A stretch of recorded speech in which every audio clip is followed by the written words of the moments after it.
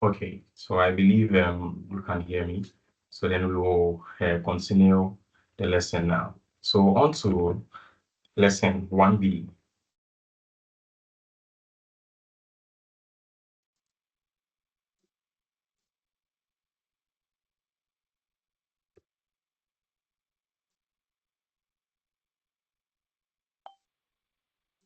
So now lesson 1B, we are looking at probabilities. Since at the end of the lesson, we should be able to understand and differentiate between dependence and independent probabilities. And also, we should be able to calculate conditional probabilities um, of random events and apply the total probability rule and then Bayes theorem for solving real-life problems. So then, suppose S is the sample space for an experiment with events A and B. Then for experiments with equally likely outcomes, the conditional probability of A given B is the fraction of outcomes of A, or in B that are also in A. Since only outcomes in B are taken into consideration, in effect, B becomes the sample space. So we have the probability of A in terms of B occurring is equal to the number of events A, or the number of ways events A occurs, given that B also occurs, over the number of ways B occurs. And this can be written simply as probability of A intersection B all over the probability of B, where the probability of B is an actual existent probability, therefore is greater than 0. So it is not impossible. So good. What this simply means is that sometimes probabilities can be calculated pertaining to another value. We walk into a class, we are trying to calculate a probability. Normally, we will just calculate the probability of boys or probability of girls. But we may ask you, what's the probability of picking a boy who is also maybe wearing a red shirt? In this instance, you might have to consider the number of boys as well as the number of people wearing red shirts. That becomes the probability of boys intersection probability of people wearing red shirts. So that becomes probability of B intersection R, like B for boys and then R for red shirts. And then the number of people wearing red shirts as well becomes the total sample space. Since we are considering red shirts who are boys, then the total sample space becomes the red shirts. So what you're seeing here is the probability of an event A happening, provided that B occurs, is going to be the probability of A intersection B, which means A occurring when B has also occurred. So you see, A and B occurring, that's the intersection. So you see, probability end comes into play here again. All over the total number of ways the sample space could occur, which in this case is the total number of people wearing red shirts. Now, mind you, the reason why we are not using the total number of boys is we are already considering the number of boys in the probability. But over here, for the people wearing red shirts, we only want the number of people who are boys that are wearing red shirts. It means there may be girls involved. So as always, probability is always a part over a total. So then the total becomes the sample space, and in this instance, it's going to be the number of people wearing red shirts. So then whenever we are calculating probability of events A in terms of B, it will always be A intersection B all over B, because B is the sample space we are considering. Okay, so then that is what this means. So similarly, we can also define our probability of B in terms of A. So now let's say we are trying to find the probability that B occurs as far as A also occurs. Then we are going to say the probability of A intersection B all over A. So then this is turned around. So what if we are considering the probability of taking someone wearing red shirt who is a boy? So then the person must first off be a boy, and then they're also wearing a red shirt. So what this means is that the sample space is going to be the number of boys, because we will be having a total. That total is going to be people who are boys that are wearing red shirts and people who are boys who are not wearing red shirts. And the probability of picking a boy who is wearing a red shirt is going to be the probability of picking one boy and the probability of the boy wearing a red shirt all over the probability of picking someone who is a boy in the first place. So it means the sum, or in this case, the total is a probability as well. So I mentioned earlier that we are going to solve some questions, and then when we come by those questions, you are going to realize that even sometimes the individual unit or the events that we are addressing is a probability on its own. So then the individual event or that possible outcome itself is a probability. So it doesn't change. The formula we already know says that the probability is equal to number of ways an event can occur over the total number of ways the sample space can occur, or favorable outcomes over total number of outcomes. In this case, it is just that the favorable outcome is a probability, and then the total sample space is a probability as well. So if you study the formula carefully, you realize that it's no different from what you learned already. Just that in this instance, it looks more bulky. Okay, so then what you see at the top here says the probability of picking an A and a B, all over probability of picking an A, where A is the sample space, and then A intersection B becomes the favorable event we are discussing. Also, a very useful formula to consider in computing joint probability of events is that the probability of A intersection B is equal to A occurring when B occurs times probability of B. For this one, it's just a little change of subject, and I believe we can look at that quickly. So now look at these two formulas. We are implying that these two formulas talk about the same concept. This one and then this one down here, they talk about the same concept. So then it all comes down to what Hey, please, I can't hear you anything. have Am been I the only given. one? You can't hear anything.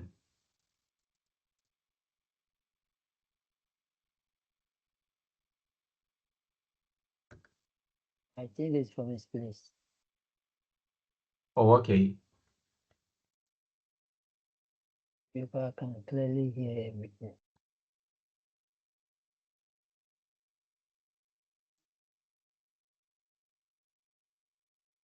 Mr. Emmanuel, Yes, please. please, is this were you all hearing the lesson so far? Yes, please. Okay. So, Mr. Ima, you can hear me now, right? Yes, please. All right, thank you. So I'm sorry, you said you couldn't hear anything. I don't know if that was for a long time, but let me know how long No, that I wasn't the one. had. Come again. I wasn't the one. Right on, right on, right on. Then I guess I will have to go back a little and go over, right? I'm okay. I'm okay. Oh, okay. Okay.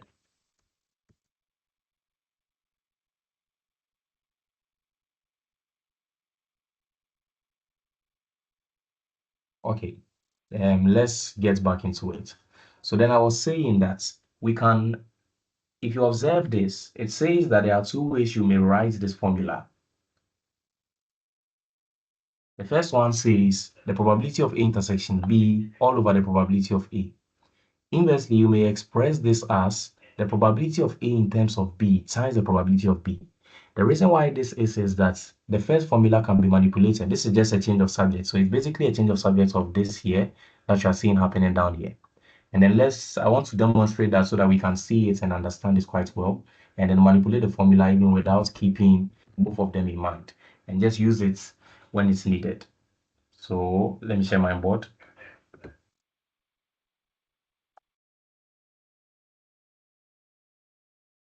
Okay, so I believe you can see my screen.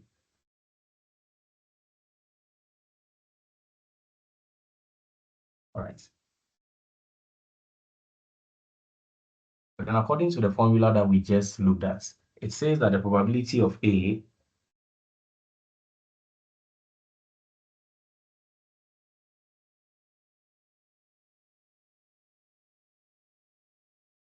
but then the probability of A intersection that of B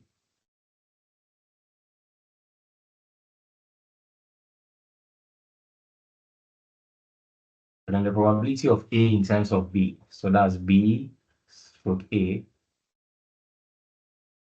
is given as the probability of A and B occurring. So A occurring when B occurs, all over the probability of A, like this. Now, it's also stated that the formula can be rewritten in another way. So now let's see how that comes about. So now let's say we were given this value here, the intersection, sorry. let's say we were giving other values. Let's say we're giving this and then we're giving this, but we were not giving the value up here. And we are supposed to calculate the intersection. We can use change of subject to manipulate the formula in a way that it becomes like this. So then you see we are trying to make intersection be standalone. We can do that by eliminating its denominator. And how do you eliminate a denominator? You do that by multiplying through by an LCM for all the events, right? So then consider this one as a fraction and it's also over 1. This means that the LCM for all of this is the probability of A. So we are just doing change of subject, by the way. So you just multiply through by the probability of A. So it becomes the probability of A multiplying. So the probability of A itself multiplying this guy right here. That's the probability of B occurring when A has occurred, like that. And that will be equal to these guys, that's the probability of A intersection B, also multiplying the probability of A, all over the probability of A, B multiplied by the common denominator we chose, that's the probability of A. And then you know what will happen here? This guy takes out this, right? So then you'll be left with the probability of A intersection B is equal to, so then you'll be left with the probability of A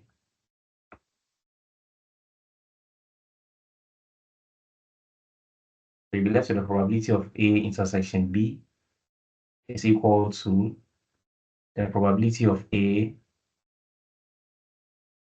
times the probability of A occurring when B also does, or B occurring when A also does, like this. So then what you saw earlier was merely a change of subjects done, and then they are implying that it all depends on the parameters that were given. So all you will have to do is manipulate the formula to work your way around it. So remember, probability of A occurring when B has occurred is the same as the probability of A intersection B all over the probability of A. Okay, keep that in mind. Now, let's get back to the slides and then let's look at some of it. Let's see it being applied.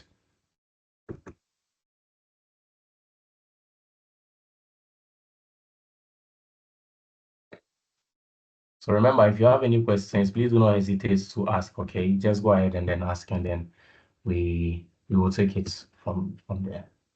Okay, there is... So there is a hand up. So please, you may unmute and speak.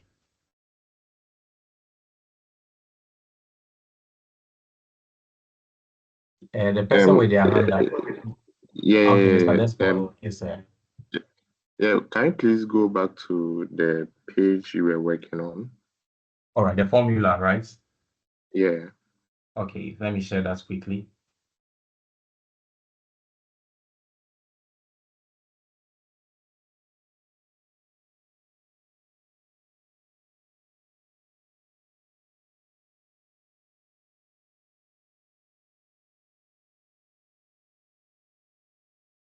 So you can see it now, right?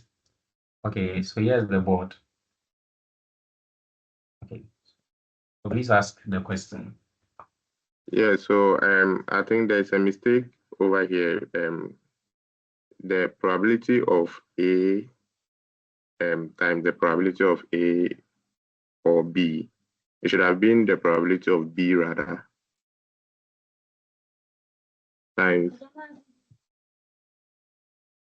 All right, so we are implying that the probability of A times the probability of the probability of B occurring when A has occurred should rather be the probability of B occurring when also A has occurred. Like, so it should rather be, we want it to be, we said it should be written as this, the probability of B times the probability of B when A has occurred. No. It should be the probability of A when B has occurred. So Or the probability of A when B has occurred. Yeah. Okay, like so. Okay, I see that. Sorry. I misplaced the values here. Since the inverse of it is going to be over B, rather. All right, thank you, sorry. So I think that it started from the when I first stated the formula, actually. All right. Thank you for pointing that out. Right. So then this would rather be correct if this was given as, if this was a B here, and then this was the A here, in terms of A. All right. So then this is what it would have been. I understand. All right. Thank you. Sorry, I mixed this up when I stated the formula first. So then inversely, if we were working on A in terms of B, then this formula would have been wrong. So then let's look at what it would have been if we were looking at A in terms of B. So it's going to be the probability of A intersection B will then be equal to the probability of B times the probability of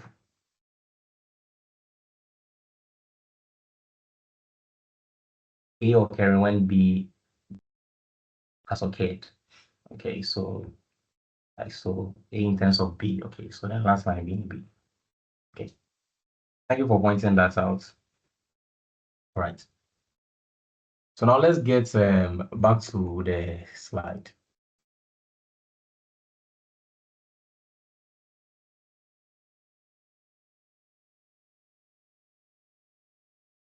Okay. Right. So we continue. So now I want you to take note of the formula that we just quoted and then understand this, that it doesn't matter. So Mr. Please, you can see my screen. Can you see my screen? Show a thumbs up. Okay, I doubt you can.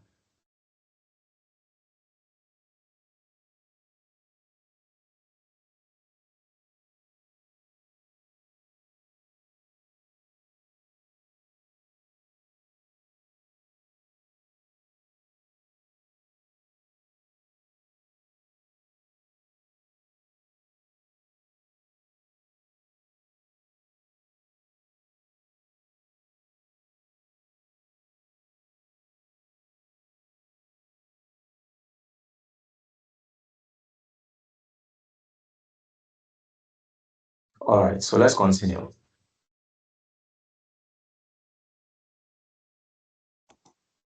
All right.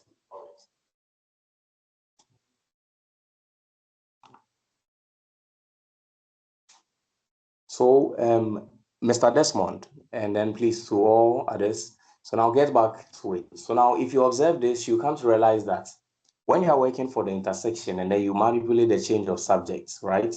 Both events will give you the same answer, provided they are used right. Right. So then this one says that if you are doing it for probability of A, provided that B occurs, then you will follow the approach A, provided that by B, that's B occurs, times the probability of B. And if you're also doing it in terms of probability of B, provided that A occurs, it's going to be probability of A occurring after B has occurred times the probability of A. That's what you're seeing over here. And all that give you the intersection for both values. So it all comes down to change of subject. And now it says, in general, for events where there are different ones, so when there are several events occurring, then the probability of all occurring, or the sum of all their probabilities in this case, or the probability of A and B or C and D and F and then all occurring is going to be their individual probabilities here. Like as you can see this long formula we stated. So it's going to be all their individual probabilities multiplied. So then the probability of A occurring when this has occurred, blah, blah, blah, blah, blah in it, is going to be all their probabilities multiplied. And that is stated as the multiplication rule. So this one says that when you have more than two events occurring, or if there are more than two ways in which the events can occur, then you're going to need all. So then this will be better understood in the examples that we will do in the other parts of the lesson. So now this one says a survey of attitudes about one's job yields the data in the following table.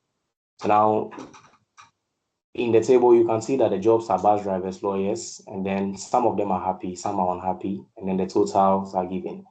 There are 50 bus drivers who are happy. There are 75 who are not happy, and then the total number of bus drivers is 125. For the lawyers, 40 are happy, 35 are unhappy, and then the total number of lawyers is 75. So now we are to find, it says a person from this group is selected at random. Given that that selected person is a bus driver, we have to find the probability that he or she is happy. So then we are not only finding the probability of a bus driver, but we have to find a bus driver who is also happy. So then this means that we are going to find, so let me share my board. So keep the question in mind. You may put the values down because you see I keep switching between screens, right? So you may put the values down here.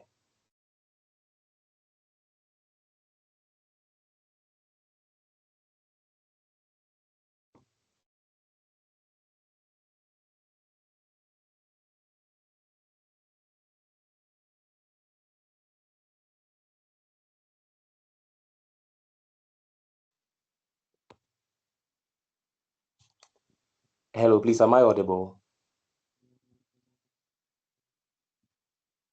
Yeah, it's good now. Okay. There, please, let me point out something. Okay. I'm using two devices. So I switch between device A to device B. One is my phone, one is my machine. From device B, that's my phone, I display my board.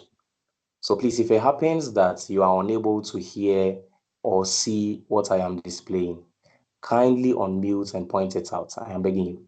Okay, because right now I was teaching and doing all the illustrations, but then I realized that one person just notified me that he couldn't see, the screen was small and then he couldn't hear. So it means I was just yapping. Okay, let's go over what I said. According to the table, the number of people who are happy that are bus drivers is 50. And then the total number of people there is 200. So then the probability of you being happy, so the probability of you being a happy person and also being a bus driver is the number here, 50 out of the total, which is 200. So what this means is there are 50 people who are bus drivers and are also happy. So then the probability that you are a happy person and also a bus driver is 50 out of 200. Keep that in mind. Now, secondly, it says that we have to find that the person that selected was happy and a bus driver. And then according to the formula, the probability of you being happy and bus driver, that's this. It's going to be the probability of this all over the probability of being a bus driver in the first place. So taking a good look at the formula, you can see we have one part of it already. We already have the probability of being a happy bus driver. That's 50 over 200. So now let's see the probability of being a bus driver. So now the number of people who are bus drivers is 125. So then the probability of picking a bus driver is the total number of, so 125. Then the probability of picking a bus driver is going to be total number of bus drivers, which is 125, over the total number of people who are present, which is 200. So now that we know these two values, then we can use the formula to find what we're looking for. The formula says is this, that's probability of H intersection B over the probability of B, which is bus drivers. So then that's going to be 50 over 200. So let's make space. That's going to be 50 over 200 divided by 125 over 200. We are familiar with the concepts of division of fractions, right? So this is equivalent to 50 over 200 times 200 over 125. So times 200 over 125. That's basically what's happening. So this crosses out this. Yeah, we know this thing. 25 goes here 2 times, and then 25 goes here 5 times. So then we are left with 2 out of 5. So then the probability of you being a happy and being a bus driver here is going to be 2 over 5, or expressed as a decimal, 0.4. So let's get back to our screen and then look at other questions. So please, you may ask questions if you have any.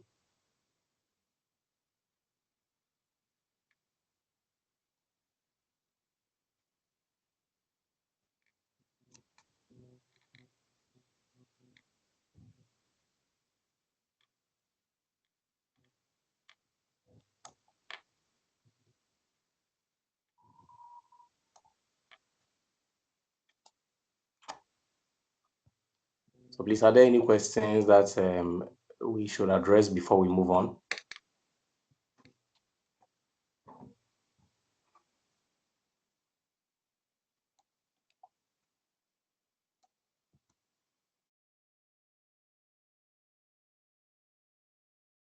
How about now? You can see it now, sir, right? You can see it now. Yeah, we can see, All right, thank you. So then I was saying that, but then you could hear the audio though, right? So I was saying that the probability of being a happy person, provided that you're a bus driver, or the probability of being a happy bus driver is the probability of you being happy and the bus driver over the probability of being a bus driver in the first place, according to the formula we looked at, right? So then from the table, we can conclude that the number of people who are happy and also bus drivers, that's this point here, so happy and the bus driver as well, is 50. So happy intersection bus driver is 50. And then the total number of people is 200. Therefore, the probability of you being a happy person and being a bus driver as well will be 50 out of 200. Secondly, we need a probability of being a bus driver. And the probability of bus driver is the number of bus drivers, which is 125, over the total number of people, which is 200. Therefore, the probability of you being a happy bus driver is the probability of you being happy and a bus driver, which is 50 over 25, like this, 50 over 200, like this, divided by the probability of you being a bus driver in the first place, which is 125 over 200, like this. Simplifying that gives you 50 over 125, and that gives you 0.4. So you see, from our earlier example, we got what we call a 2 over 5, and that is equivalent to 0.4. So this formula holds whenever we are discussing conditional probabilities like this one. So the required probabilities are what we will be looking at in this session. And then this is the formula we will keep using. And we'll be manipulating it, like we'll be doing change of subjects every now and then. So let's look at another example. This one says that there are 8 boxes, 3 of type A, 5 of type B. Now, type A boxes each contain 3 green marbles and 4 red marbles. Type B boxes contain each 2 green marbles and 4 red marbles. A box is selected at random, and a marble is drawn out at random from the box. Let's find the probability that the selected marble is red. Now, this is not your average probability question, because you must consider the fact that there are 2 different boxes. We have drawn out a red marble, but the question didn't specify whether that red marble drawn comes from type A box or type B box. So in order for you to find the probability of drawing a red marble at all, you have to know the probability of drawing a red marble from box A and add that to the probability of drawing a red marble from box B. I hope that is clear. So you see, unlike our average probability question where it will just be the total number of red marbles over the total number of marbles in the box, this one you have 2 boxes. This means since they didn't specify where you are drawing the marble from, it could be from A and it could equally be from B. Therefore, you must know the probability of it coming from A and the probability of it coming from B, and combine that to find the probability of getting a red marble in the first place. Okay, so then our time is already up. So I want to just show you the way the working was done, and if time permits us, we will look at this topic the next time I get a full 2-hour lesson. Okay, so let's continue. So then it says that you should note a red marble may come from box A or box B, but it cannot come from both. Therefore, the probability of getting a red marble, which is R, as you can see here, is the probability of getting a red marble from A. So it means picking a red marble from box A, plus probability of picking a red marble from box B, as you can see. Since the red marble from box A and that from box B are exclusive events. So mutually exclusive events, we mentioned, are events that do not share an intersection. What this means is that the probability of getting a red marble is just the sum of these 2 events occurring. So the probability of it coming from A plus that of it coming from B. So now, using the multiplication formula we looked at, the change of subject that we just looked at. And then this is due to the values that were given in the question. Mind you, the question mentioned that we have 3 boxes and 8 of them are type A. Therefore, the probability of getting an A is 3 over 8. So we already know this value here, probability of A. So it's all based off what you know and what you don't. So in our next question, I'll take this example. In our next lesson, I'll take this example again, and then we are going to solve it without their working, and you are going to come to see why they had to manipulate the formula as such. Okay. So then it says over here we have the probability of picking an A box. That is 3 out of the 8 total number of boxes. And then we know that out of that, in the A boxes, each one contains 7 marbles, and then 4 of those ones are red. So it means we know the value for probability of picking a red marble from A. So since we know this probability and we also know this probability, but what we do not know is the probability of picking a red and a marble from A, then it's best to go with a change of subject so that you can express it as this one right here. So that's why they did the change of subject first in the first place, okay? So then going further, they did same. So it says that, therefore, going further, the probability of taking a red marble from A times that of A is 4/7 times 3/8. That gives you 3/14. You do same for that of B. So the probability of picking a red marble from B times the probability of picking the box B. And that's going to be 5/8 times 2/3. That gives you 5/12. And finally, in order to find the probability of the marble being red, remember, we are trying to find the probability of there being a red marble, is the sum of the probability of the red marble coming from box A plus the probability of the red marble coming from box B. So then it means that we have found the probability of we taking the marble, because the question didn't specify whether we are taking it from A or B. So we found the probability of it coming from A, we've added it to the probability of it coming from B. And that gives us the joint probability of 0.63. Okay, so then I know that merely stating or saying the working doesn't necessarily explain it. But then I would like to believe that I have made the concept a little clearer than it was. In our next lesson, we'll take this very question and another, and then we are going to solve the question again in detail. And then along the way, you are going to realize that in the calculation, we will be forced to do the change of subject, even if we decide not to. So you're going to realize that in the calculation, change of subjects will become a necessity. We are going to have to do it anyway. Okay. But before I end the lesson, I'd like to ask, should we just go ahead and do this example so that we understand this before we end the session? Or should we end this and then continue another time? In my opinion, I want us to do this example, just even at least if it's just the first part of it, before we end it. So please, you may share your views and just raise your hand and then say, or just unmute your mic and say what you want us to do.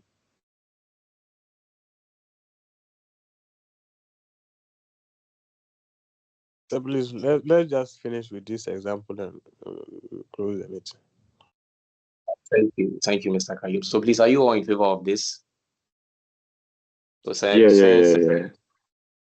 So then let's just do the example quickly and then let's close our hands on this. So let's go back to the question. All right. So let me share my board.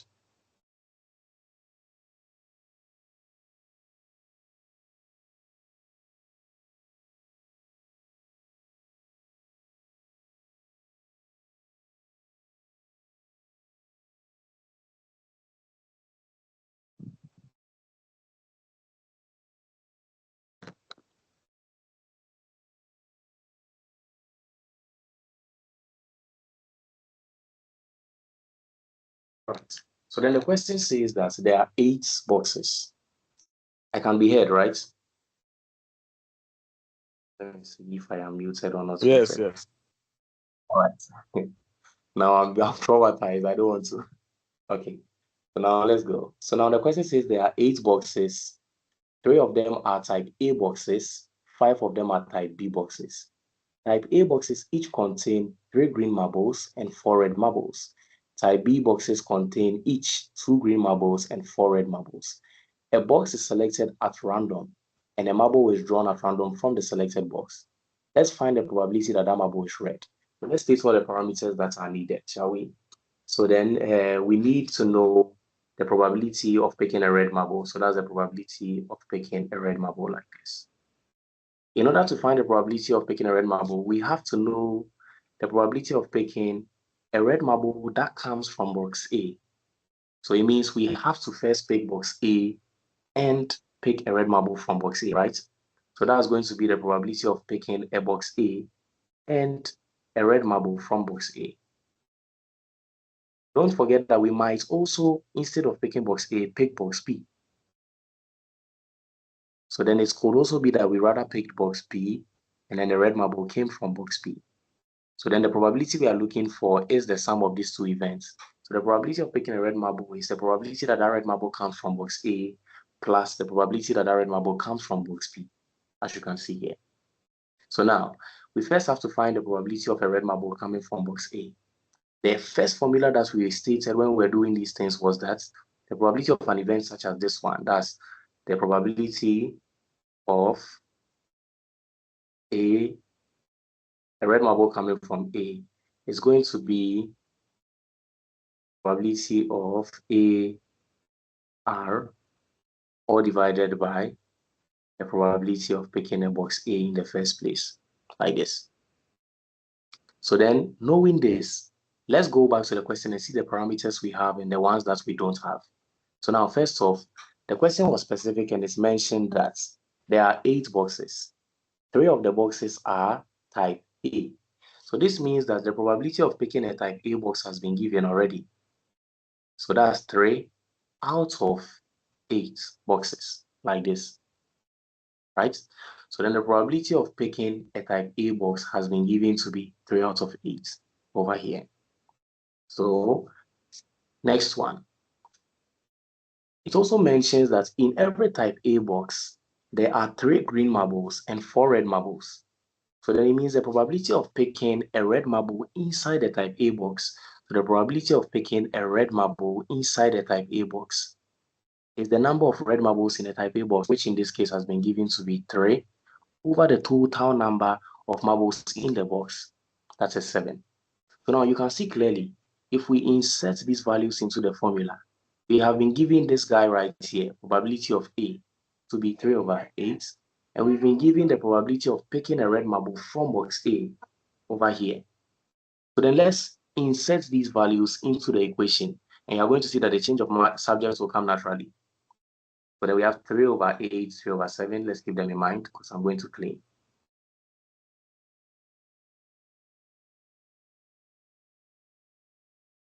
All right, so we know that the probability of A occurring when there is a B, we just did that right now. And what did we get out of that? So the probability of picking a red from box A is 3 over 7 here, like this. So then let's change all these values into that. So probability of that is 3 over 7.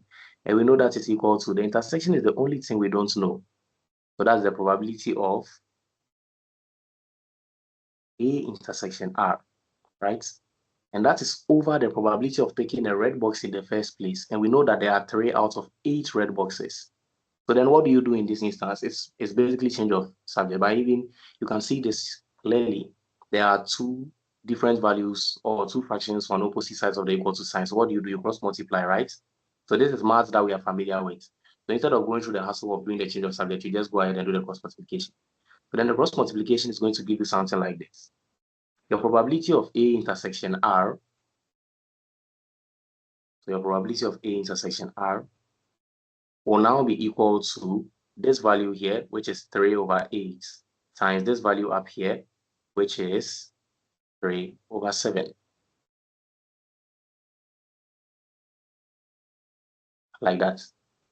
So then you come to see that even without going further to do the change of subject, the change of subject comes in naturally. So basically, you are going to solve this way, and then you're going to come by the answer you want, whether you like it or not. Right? So then let's just get into it. Oh, sorry. So type A boxes contain 3 green marbles and 4 red marbles. Okay, so it's rather 4 over 7, not 3 over 7. Good. Okay, so then when we do the multiplication, you're going to have 3, 4, that gives you 12, over 7, 8, that's 56, right? And then we simplify this. So let's simplify that and see. 2 goes here 6 times, 2 goes here 28, and 2 goes here 3. And then 2 goes into 28 14 times. So then you're left with 3 out of 14.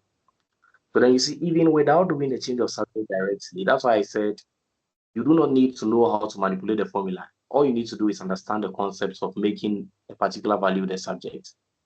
it will come to you naturally as you do the working, like as you go.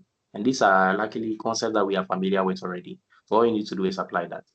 So please, I believe this has been understood.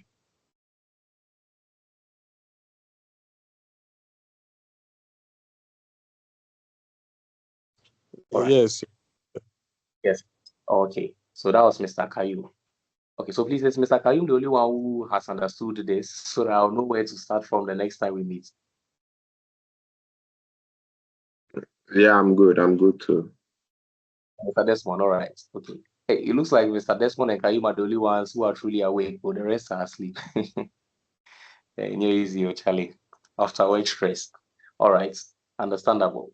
So then the probability of red is what we get when we do probability of red from A. So now we have found probability of red coming from A to be 3/14. Let's find probability of the red coming from B. Okay, so now the probability of red coming from B is going to follow the same approach, right? So then let's take that. So then the probability of picking a red ball that comes from B is going to be the formula that says probability of picking a B ball in the first place times probability of picking a green ball, a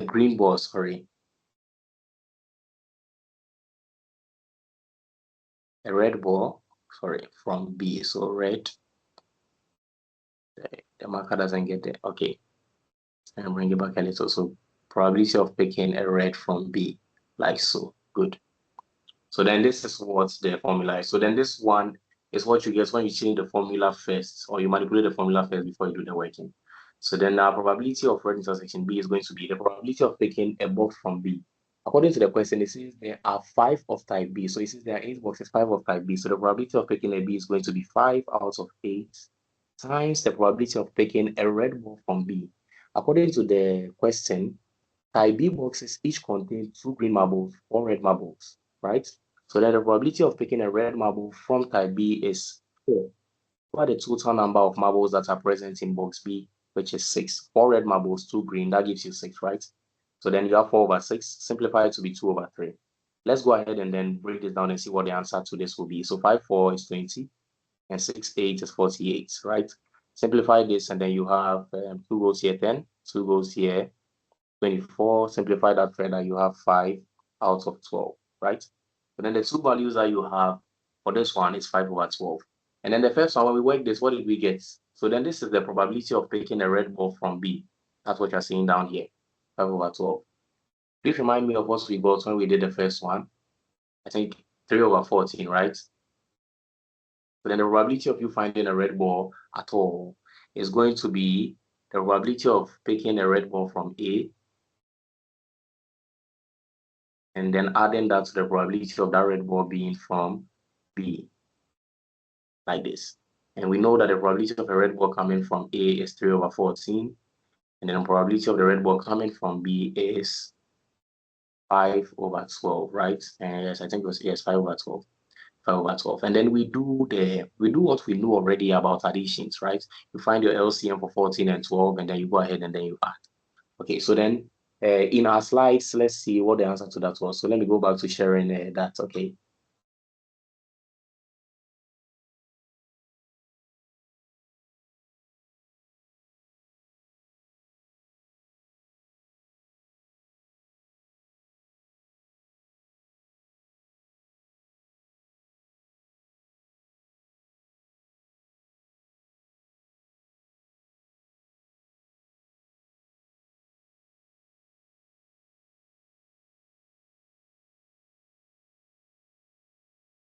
So please, you can see, right?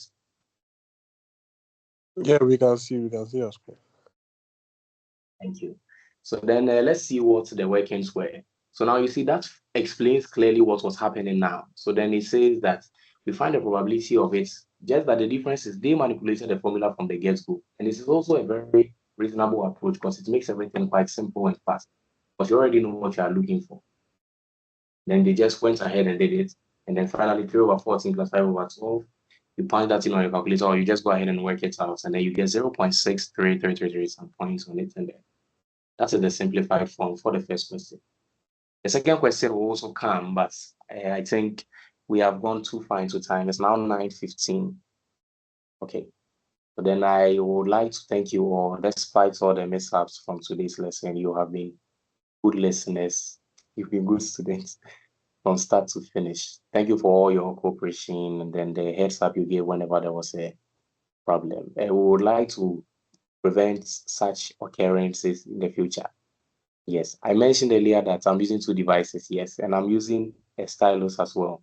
However, since this lesson was impromptu and I took it, I don't even have my actual stylus with me, so I am here tapping on my screen and doing things. So then for that reason, it keeps affecting. Sometimes I pull the back button and all. All in all, it was a successful lesson. Thank you for your time. Have a great night tonight. Before then, if you have any question, you may stay and then ask, okay? But then for now, the meeting is adjourned.